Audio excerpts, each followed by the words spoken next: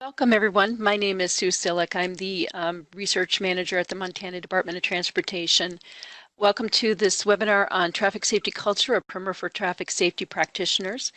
This webinar is the final deliverable for a project that was conducted through our Traffic Safety Culture Pooled Fund, the first 5 years of which have ended as of the end of September 2019. And phase 2 is beginning now through 2024 federal fiscal year.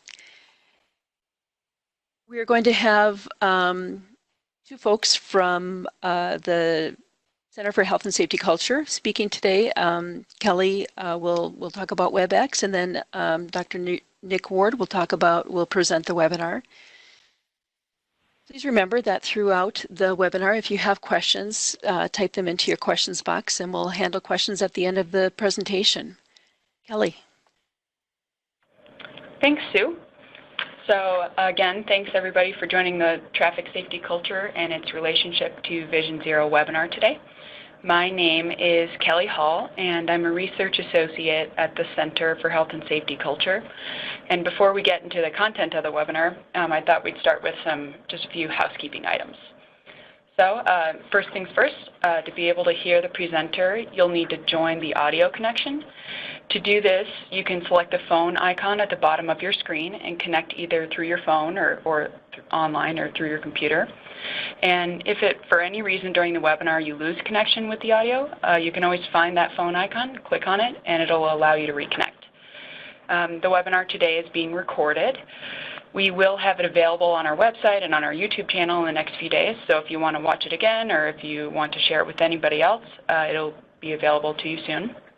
And just to reiterate what Sue said, if at any time during the webinar you have any questions or comments, please feel free to send them to us through the question and answer panel.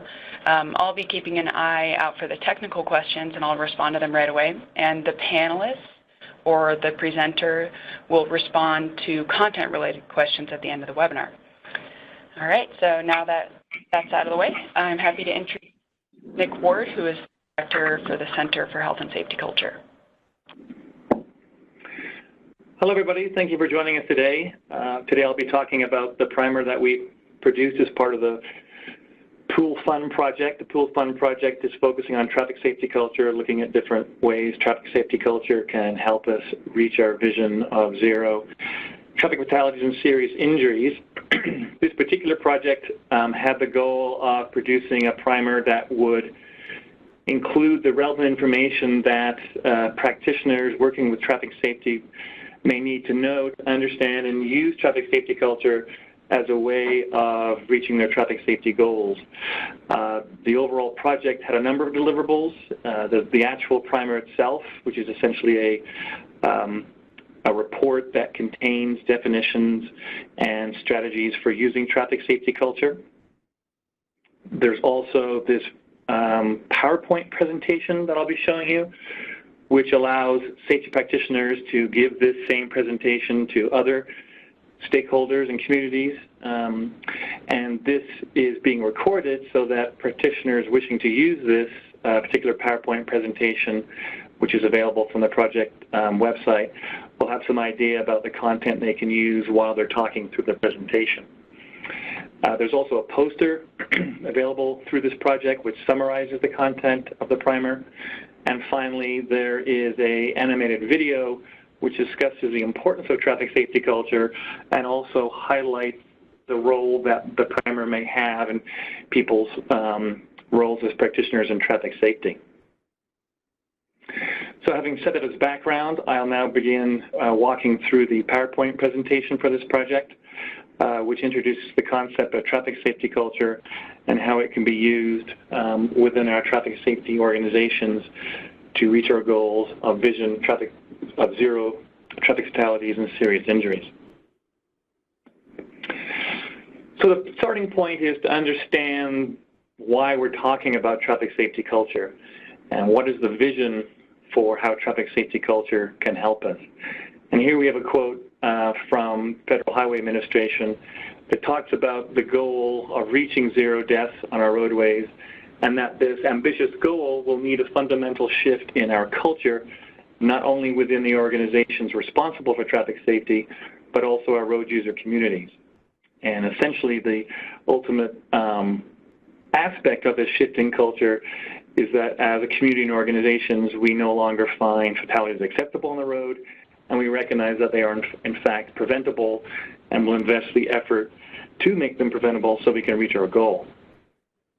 So this project recognizes that a shift in culture, a strengthening, a growing of a positive traffic safety culture is key to our traffic safety goals, and that was the impetus for putting together this project and creating the tools to help people understand what we mean by culture and what are some mechanisms by which we can make this shift in traffic safety culture.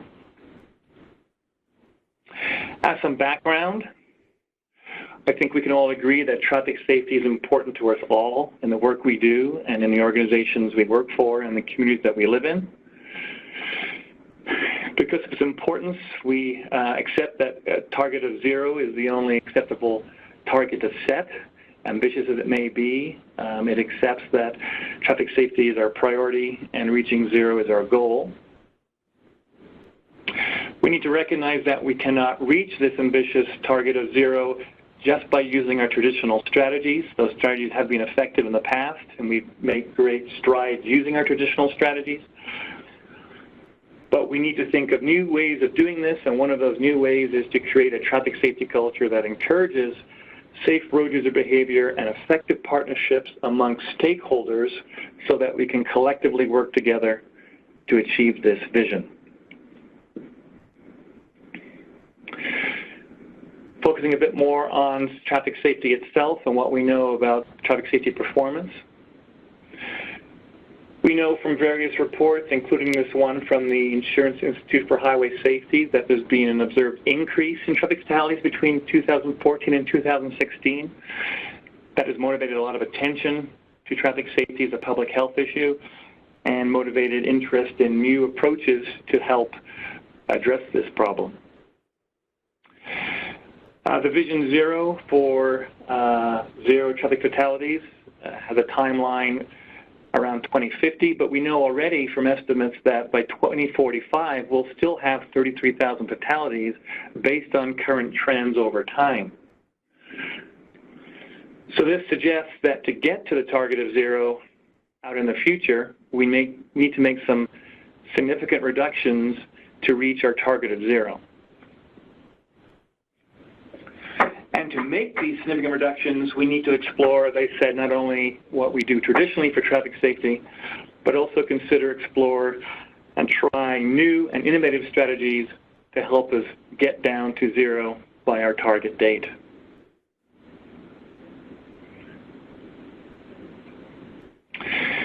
The Road to Zero Coalition is a national level coalition of various traffic safety stakeholders that are working together to try and identify strategies, combine resources to get to the target of 0 traffic fatalities and serious injuries by 2050. They recently completed a report to identify what are the 3 main pillars for strategies to help get to that target of 0 fatalities. And the 3 main strategies they came up with was, number 1, doubling down on what works, which means to invest more into the strategies that we traditionally use that we know are effective, do more of what we know works. The second pillar was to invest in the acceleration of advanced technologies, invest money into the research and development of intelligent vehicles, for example, and intelligent infrastructure. But the third, and arguably the most important, was to create a culture that prioritizes safety. That was seen as being central to the coalition's goal of 0 traffic fatalities. As this quote demonstrates here, it's an essential ingredient for reaching 0 roadway deaths. So how do we go about understanding traffic safety culture and its role in traffic safety? Well, the first is to look at what are the factors on the roadway that are causing fatal crashes. Here we have some NHTSA data showing the percentage of fatal crashes assigned to either the vehicle, the environment, or the behavior of the driver. And that is something that the driver did do or something they should have done but neglected to do so. And when we look at those factors that are related to fatal crashes, we see that driver behavior is most frequently the critical reason for a fatal crash. The blue circle is much larger than the orange and the gray. So it is the number one factor contributing to fatal crashes. If we need to jump to or reach a target of 0 fatalities, we need to address this large part of the pie. We need to understand and change driver behavior so that it is safer. From the psychology of human behavior, we know that a lot of driver behavior is a deliberate choice. People are choosing not to wear their seatbelt, choosing to drive after drinking, choosing to speed.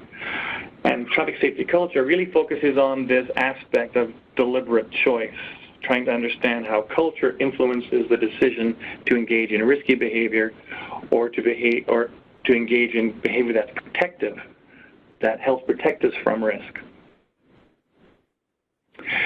And the basic premise behind traffic safety culture is that driver behavior that is related to fatal crashes can be changed if we can influence the choice process. So at the core of using traffic safety culture as a strategy for reaching our Vision Zero target, we need to understand the process by which drivers make choices, either the safe choice or the dangerous choice. And that brings us to a conversation around beliefs and how the mind forms beliefs and how our beliefs influence our decision-making process. So our minds form beliefs from our experiences in the world. It's the natural consequence of being a conscious human being that as we experience things in the world, we try and make sense of those experiences, and those give rise to beliefs. In essence, these beliefs become to represent our understanding of the world. Our beliefs are the way we think the world works. It helps us predict the way the world works, and it helps us understand what the consequences of our actions might be in this world. Consequently, these beliefs influence our choices of behavior, how we understand the world, how we predict the world works, how we think the world changes in response to our behaviors, or the outcomes of our behaviors, influence the choices of behaviors we make. So to change behavior, we must change beliefs. That is probably the most fundamental concept underlying traffic safety culture, is that it seeks to change behavior by changing beliefs. And those changed beliefs change the choice of behavior. Now, one of the questions that comes up is, where do beliefs come from? And I mentioned in the previous slide that beliefs come from experiences, but in the context of traffic safety culture, we're looking at a specific kind of experience, and that has to do with experiences connected to our relationships to others. Understanding the importance of relationships, we need to recognize that humans rely on social relationships. We are inherently, for the most part, social beings. We seek to identify with groups. We seek to define our own identity, partly in terms of the groups we belong to. We have positive experiences from belonging to groups, and we often have negative experiences when we're rejected by groups that are important to us. So humans rely on social relationships. That's something that needs to be considered when we try to understand why people behave as they do. We, in fact, identify with many groups in our social environment. We can be a member of our family as a group. We can identify with our workplace as a group. We can identify with our recreational sport teams, our local church, the university or school we go to. There are lots of groups that define our social environment, and we choose to want to belong to some and perhaps not others. What does it mean to identify with a group? Typically, we identify groups that we see some similarity with or some benefit from belonging to. And the actual socialization process of becoming a member of the group is to begin to share the belief system that defines the group culture. So here we're connecting back to the notion of beliefs. To identify with a group, through the socialization process, we begin to share the belief system that is common amongst that group. And that shared belief system common amongst the group is what we call culture. Extending this to the notion of traffic safety culture, as a specific type of culture, we can look at this diagram which contains some of the main concepts related to traffic safety culture and how it forms. So in our social environment, we have lots of different groups that we belong to. We could belong to a workplace, our family, our friends, sports teams, schools, and by identifying with these particular groups through a socialization process, by the experiences we share with these groups, we begin to share a common belief system that is unique to each of those groups. And here we typically talk about a belief system as involving values, what we think is important, beliefs about how the world works, and assumptions about that define the systems that we work in. Collectively, once we acquire the culture of our group, these beliefs influence our decisions. They influence our willingness, our openness to consider a behavior, or our intention, our specific plans to engage in a behavior. And some of those behaviors will be risky ones that can lead to a crash. So from a traffic safety culture perspective, the way to avoid crashes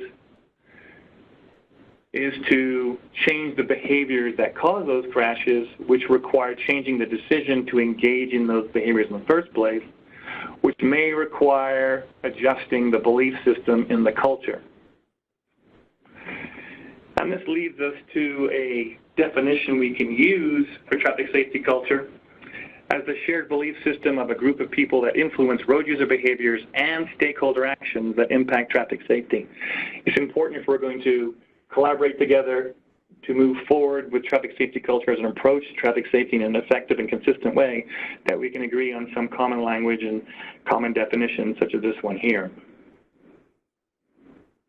Key to this definition is the notion that we're talking again about beliefs, shared beliefs, which define the group people are belonging to, and that these beliefs are influencing choices. It's deliberate behavior that we're talking about here, and we're not just talking about road user behavior, we're also talking about the behavior of stakeholders that impact traffic safety. So traffic safety culture as a concept is certainly relevant when we try and change road user behavior, but the traffic safety culture that defines the organizations responsible for traffic safety is also important because their internal culture influences their own policies, priorities, and actions.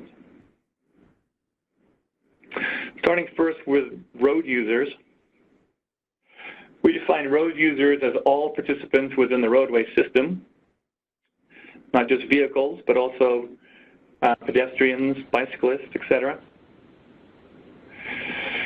We recognize, as we saw before, that the behaviors of the road users is the #1 critical factor in fatal crashes, and those behaviors can either increase crash risk, such as when a driver speeds, but there are also behaviors that can reduce crash risk, such as passengers asking the driver to wear a seatbelt. Those are what we call protective behaviors because they actually protect or reduce the risk to the road users. So considering traffic safety culture in relation to road users, our goal is to reduce risky behaviors and also increase protective behaviors.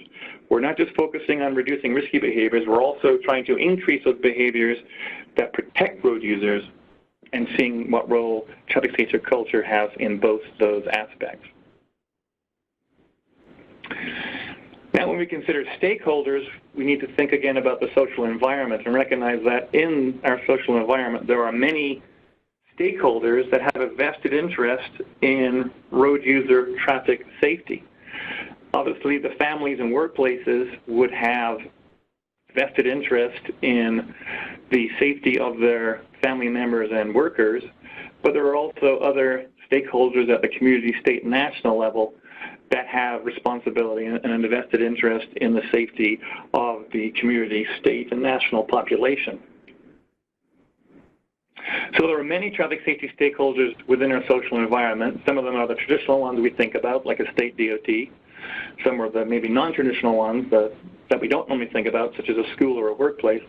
But we need to recognize when we're thinking about traffic safety culture as a way to reach our target of 0 traffic fatalities, we need to recognize there are lots of stakeholder partners in our social environment that can work with us toward this goal. And traffic safety culture within each of these stakeholder organizations is important because it affects the actions those stakeholders take to help reach our common goal of 0 traffic fatalities.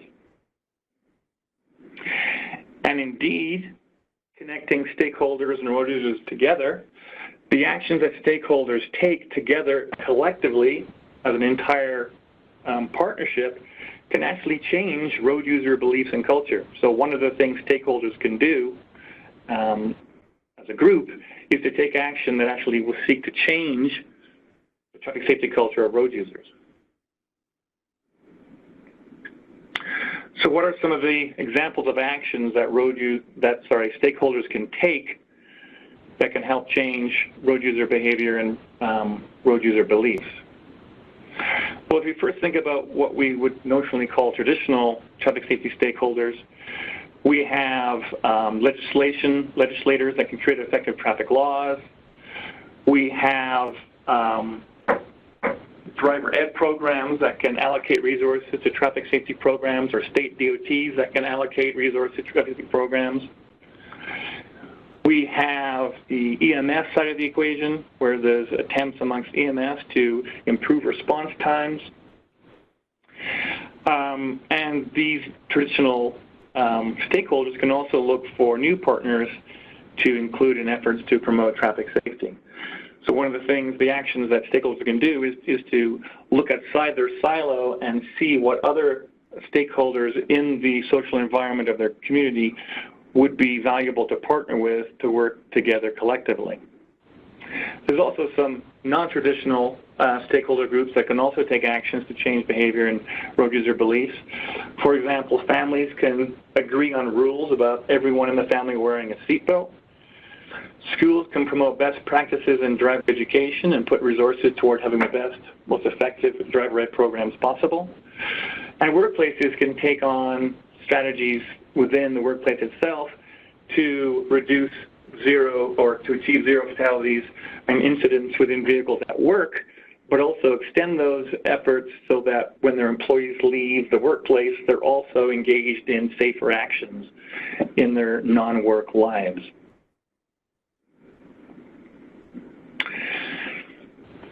So what are some of the benefits of looking at traffic safety through this cultural lens? What are some of the benefits of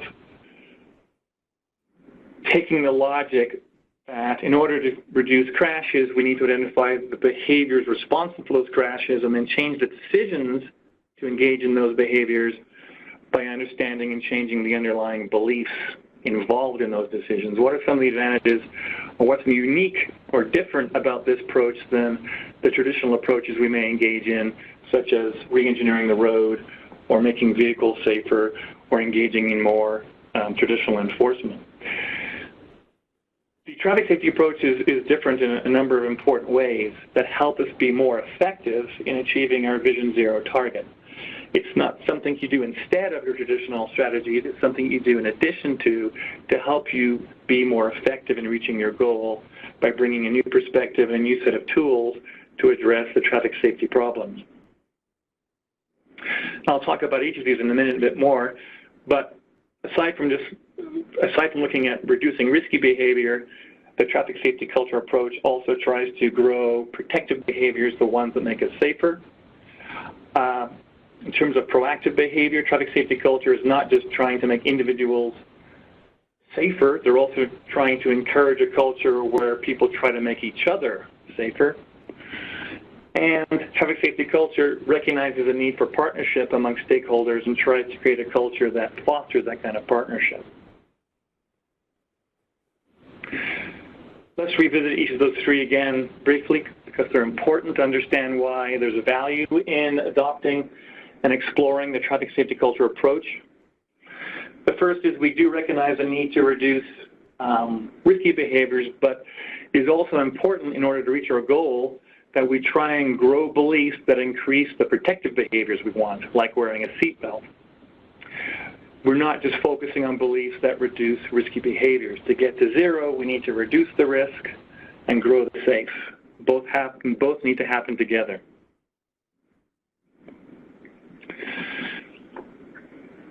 Another unique feature of the traffic safety culture approach is that it's not just chasing the risky people. It's not just encouraging individuals to be safe for their own sake. It's also creating a culture where it's encouraged, acceptable, and even admired to take proactive actions that help other people you know be safe. So whereas traditional approaches might focus on drivers wearing a seatbelt to be safe, the proactive aspect of traffic safety culture is seeking to create a culture whereby bystanders, such as passengers, are not only wearing their own seatbelts, they're also encouraging the other passengers and the driver to wear their seatbelt too. A culture where we look out for each other, not just for ourselves. And the third component, which makes the traffic safety culture approach effective, is that it recognizes that getting to zero and creating this overall traffic safety culture that we need to shift toward to get to zero is going to require partnerships amongst traditional and non-traditional stakeholders. We need to create a culture where partnering is seen as desirable, valuable, and normal to help create those effective synergies among stakeholders. And by creating effective partnerships from the different types of stakeholders, we're more likely to be able to integrate strategies to form a safe system, which is key to reaching Vision Zero. So here's some examples of some different stakeholders in a community that could partner as a coalition to increase seatbelt use in that community. All different stakeholders all have a vested interest in the safety of their community and all having a different action they can take to change the behavior, change the beliefs of community members, but all aligned with a common goal of increasing seatbelt use. So again, families could establish rules about always wearing a seatbelt. Schools could include seatbelt education and health classes, not just driver ed classes, and encourage the proactive behavior of students encouraging each other to wear their seatbelts. Workplaces could establish workplace seatbelt policies while driving for work and train employees on the existence of those policies and the ramifications for violating those policies. Law enforcement has a role too. They could model seatbelt use to the community by always wearing their own seatbelt. They could consistently enforce seatbelt laws, not just during public campaigns, and they could also be advocates for seatbelt use within the community itself. So here we see how creating a strong, inclusive traffic safety culture can create effective partnerships that will support a safe system to reach the target of zero traffic fatalities. Now, it's also important to understand that traffic safety culture is not really a product or a deliverable. Traffic safety culture is a process that can result in a product or an individual strategy. But there are no really off-the-shelf traffic safety culture strategies, but there is recommendations for processes you can go through to derive a strategy that is relevant to your community culture. Traffic safety culture strategies are embedded in the specific culture it's trying to address. So you cannot transfer strategies between different cultures. Instead, you need to go through a standard process which lets you recognize, evaluate, and address the unique culture that is around the behavior you're trying to change. So growing traffic safety culture is a process, not a single intervention or countermeasure. Traditionally, we think about traffic safety in terms of specific interventions, but traffic safety culture is a process that we go through to find an effective traffic safety strategy that is compatible and relevant to the particular culture we're talking about. And there are lots of such process models out there.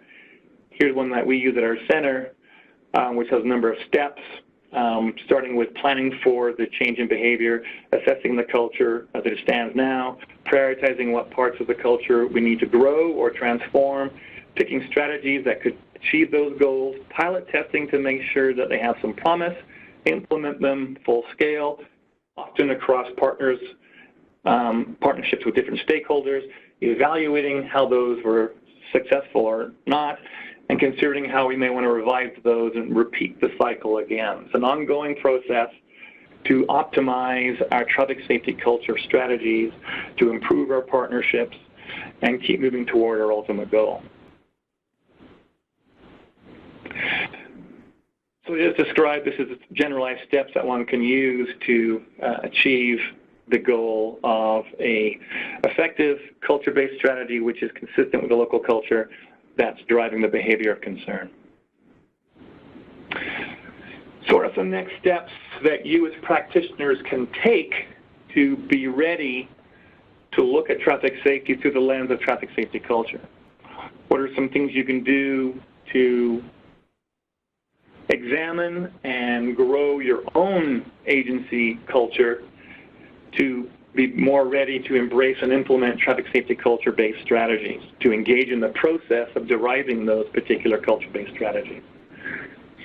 Well, one of the next steps you can consider doing is to start creating a shared understanding, a shared system of beliefs about traffic safety culture within your organization. And shared understanding comes from discussing questions that address important topics like traffic safety, challenge the beliefs we may already have about traffic safety, and motivate us to learn something new and consider new innovative ways of tackling traffic safety.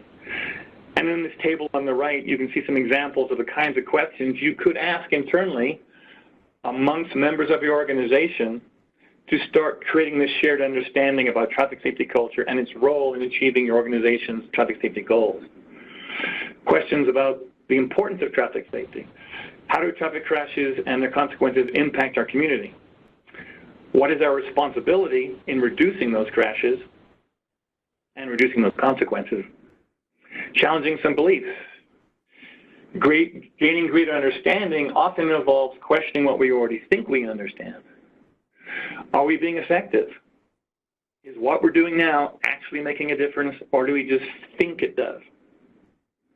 What might be some new ways to positively influence road user behavior, such as thinking about their beliefs and how those impact their decisions?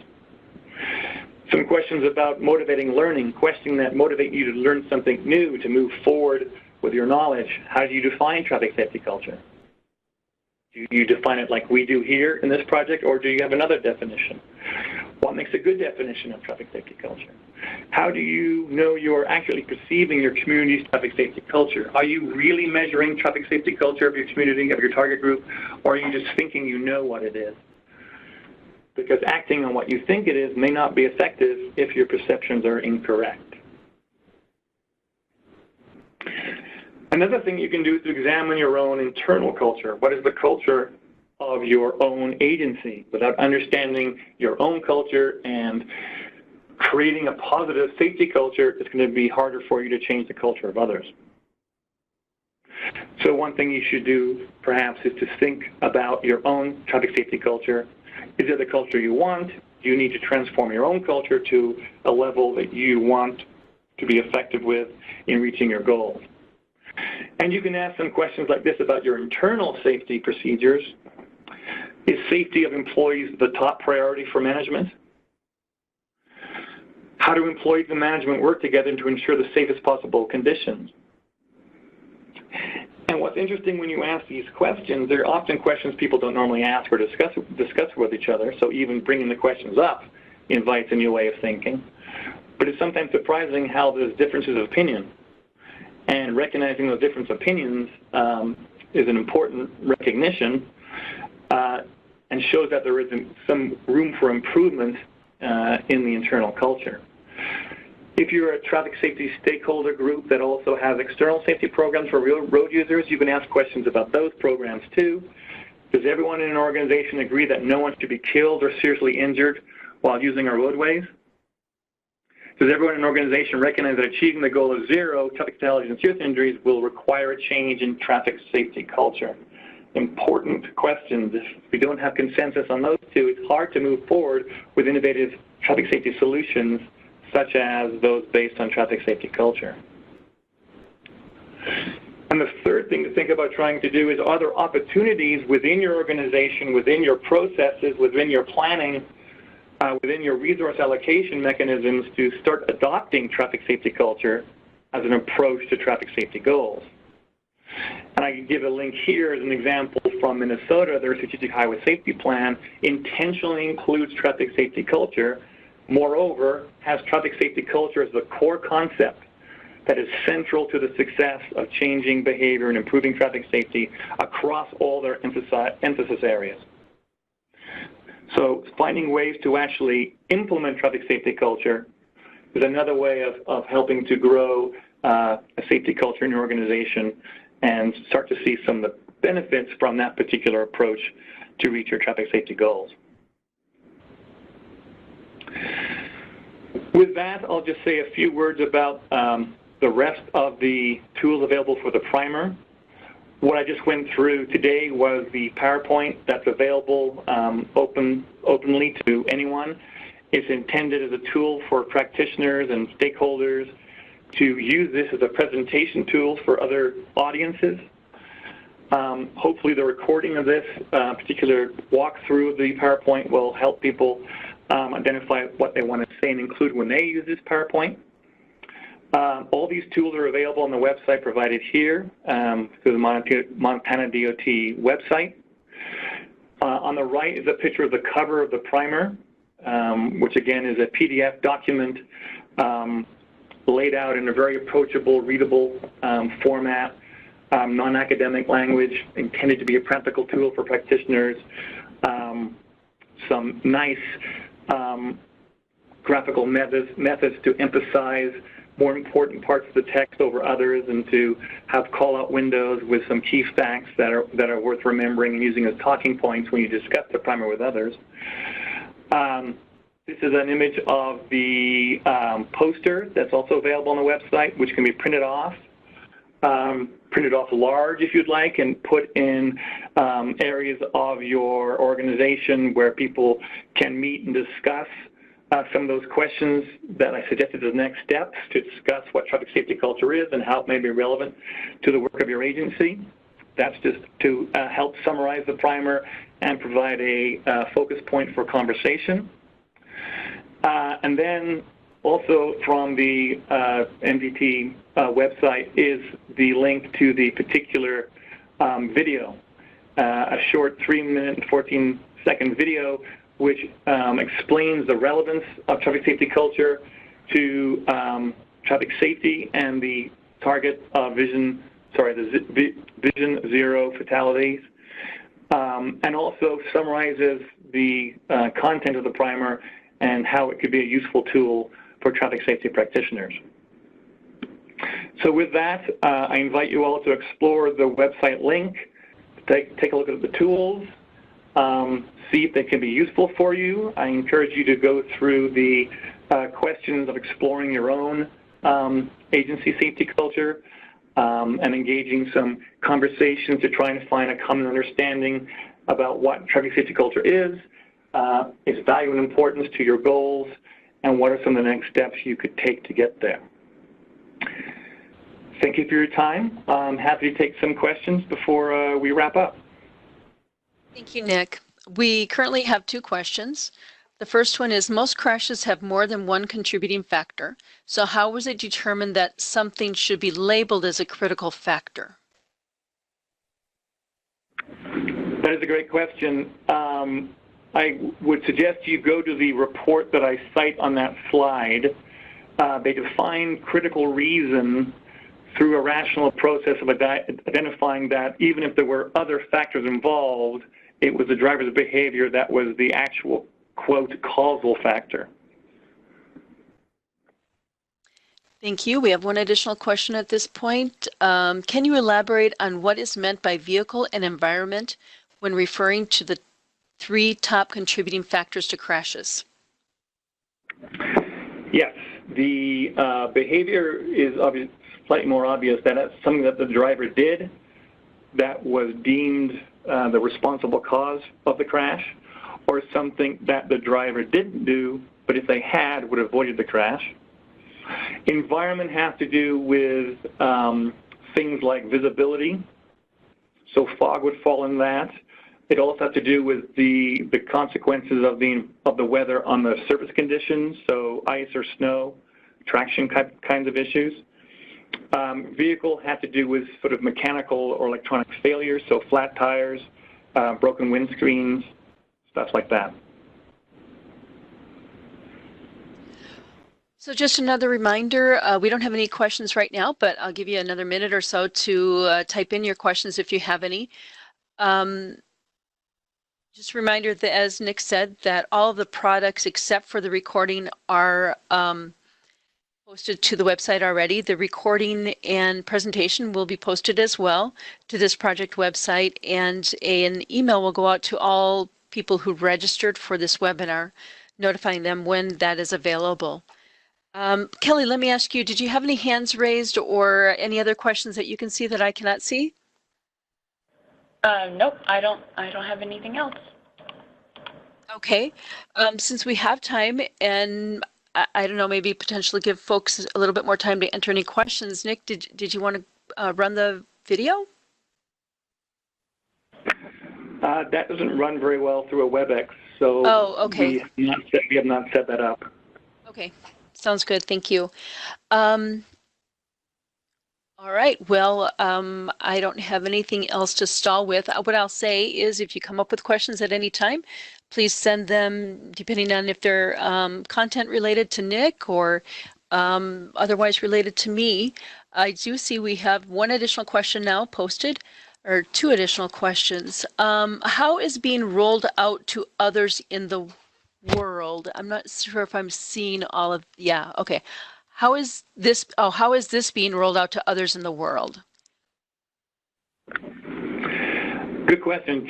Just like this, the whole purpose of this webinar was to do an official rollout for people to be aware of it. It's also part of at least our center's newsletters and information and so forth.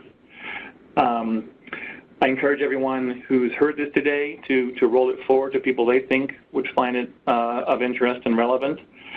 There's also a similar webinar happening tomorrow connected to the Road to Zero Coalition, a different type of presentation, but the presentation will allude back to this particular project too. So we're also open to any other suggestions people may have for how to get this out to the wider community and also the international community. There are efforts across international efforts to examine traffic safety culture. We're fortunate to have some partnerships with those organizations through our center. In fact, one of the larger international projects to measure traffic safety culture is having their annual conference next April in Paris, and I've been invited to do a keynote there and also do a workshop summarizing some of this work. So hopefully we'll be able to connect with a large number of international practitioners and researchers at that time too. I'll just add that all of our products are listed in the TRB e-newsletter that comes out every Tuesday. As well, they are added into the TRB database, the TRID database, and the National Transportation Library database. And then also on our website, there is a listserv that you can sign up for to receive completed research, information on completed research. And so it's also sent out to that listserv, as well as the transportation librarians and the research folks, the AASHTO research folks. So I think that we're getting it out fairly widely between our efforts and the center's efforts. If you have any other suggestions, please let us know. The last question, we can't click on the link. Can it be sent out? Yes. We can send the link. I'll send the link out along with the recording, the link to that project page. And also, if I can get it, I will send out a link today for the webinar tomorrow if you haven't seen that. Or Nick, is there another place that you can suggest they go to sign up for that webinar tomorrow? Good question. Other than what you send out, I don't have anything else I could point them to.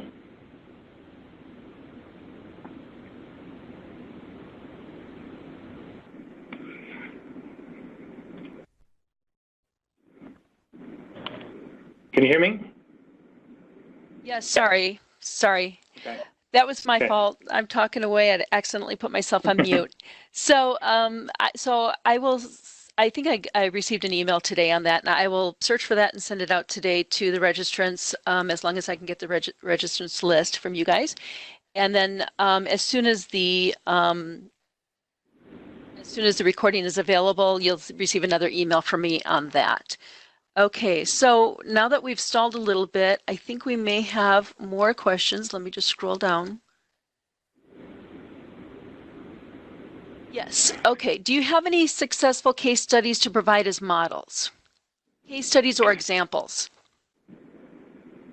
Excellent. We have a number of projects on our website that demonstrate success in relation to some of the projects we've done. We're actually in the process of writing up one of our more successful cases, and that will be publicized when it's available. We're also planning to engage in a project to put together some case studies as part of a toolkit to help communities take this approach. So the answer is kind of, and soon, yes. Great. And how would folks then connect with those case studies when they're out? Can they send an email saying they're interested, or do you have a listserv, or how can they connect? Yeah. The best thing to do would for them to go to our center's website and join the Sign Up for the newsletter, and you'd get the announcements through that naturally. Great. And so I'll include a link to that as well as the link to tomorrow's webinar and the project page. Okay, so we do have one additional question at this point. What is a critical mass to see changes occur? How many people must adopt the culture change? That's a great question. I don't think I can give an actual numeric answer to that.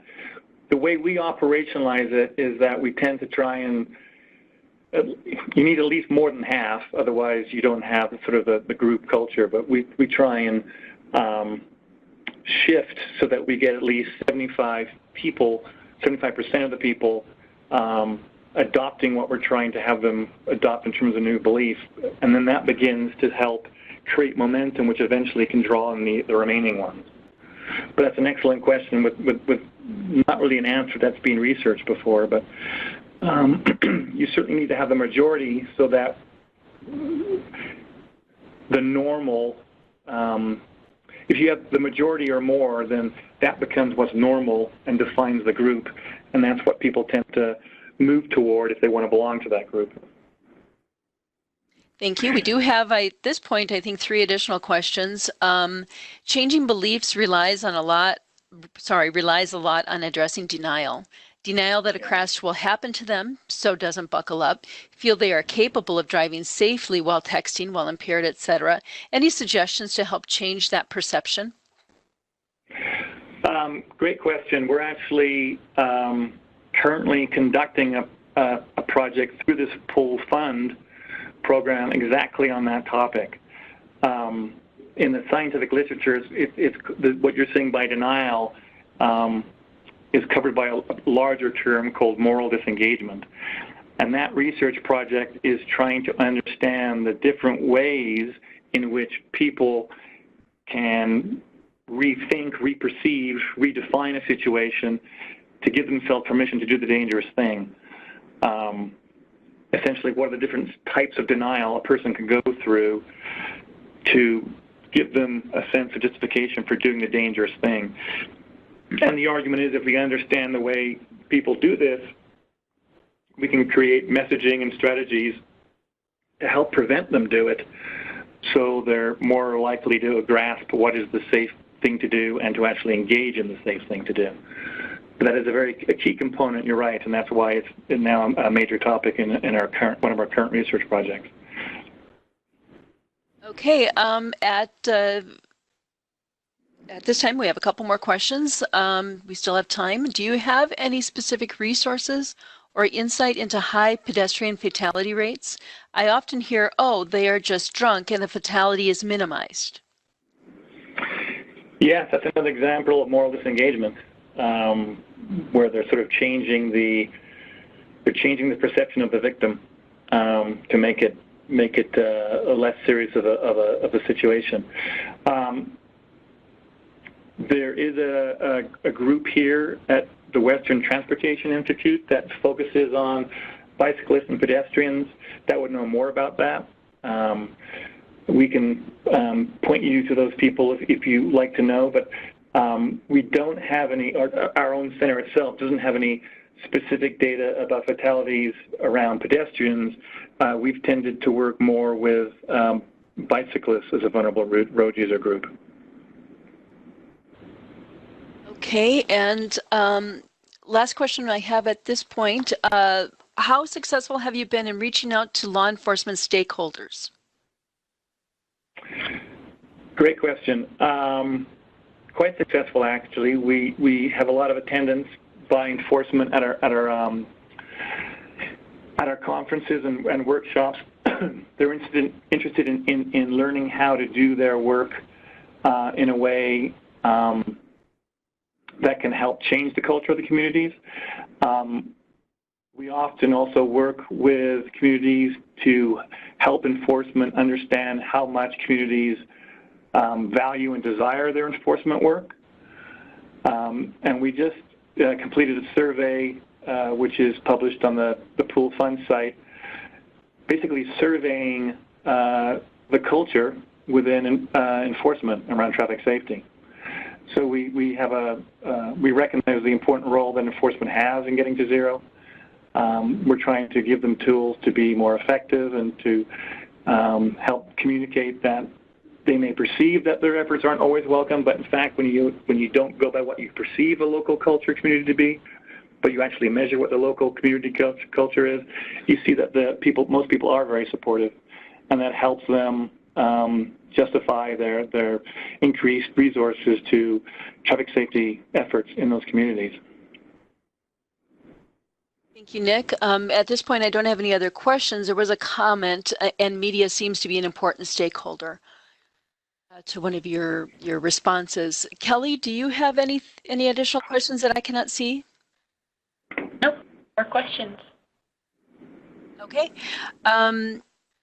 Given that, again, I'll send out today a notice with a number of links that we've talked about, and then later when the webinar is posted to the project website. With that, we still have a little time left, but I don't see any other additional questions, so we're going to call it good. Thank you, everybody, for joining.